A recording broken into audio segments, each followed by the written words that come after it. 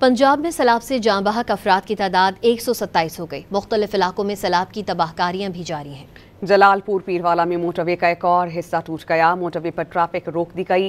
सैलाबी पानी ने घरों को भी जजीरा बना दिया। PDM में पंजाब ने सैलाब से नुकसानात की रिपोर्ट जारी कर दी। मुख्तलिफ हादसात में 127 शहरी जाँ बहक होने की तस्दीक हो गई। रिपोर्ट के मुताबिक सैलाब से 4700 से ज़ायद देहात और कस्बे डूब गए। 47,55,000 लोग मुतासिर हुए। शदीद सैलाब से मुतासिरा इलाकों में 319 रिलीफ और 400 से ज़ायद मेडिकल कैंप्स कायम किए गए हैं। जलालपुर पीरवाला के करीब सैलाब से मोटरवे M5 का एक और हिस्सा टूट गया। गुज़श्ता हफ्ते भी मोटरवे का एक हिस्सा मुतासिर हुआ था। गाड़ियों को मुतवादिल रास्तों से गुजारा जा रहा है। वफाकी वज़ीर पेट्रोलियम अली परवेज मलिक ने जलालपुर पीरवाला का दौरा किया। घरों से बेघर लाखों अफराद कैंपों में बेबसी की तस्वीर बन गए। विहाड़ी में ड्रोन कैमरों से ली गई वीडियोस में देखा जा सकता है कि हर तरफ सैलाब है। सैलाबी पानी ने घरों को जजीरा बना दिया। मुतासिरीन घुटनों घुटनों पानी से गुजरने पर मजबूर हो गए।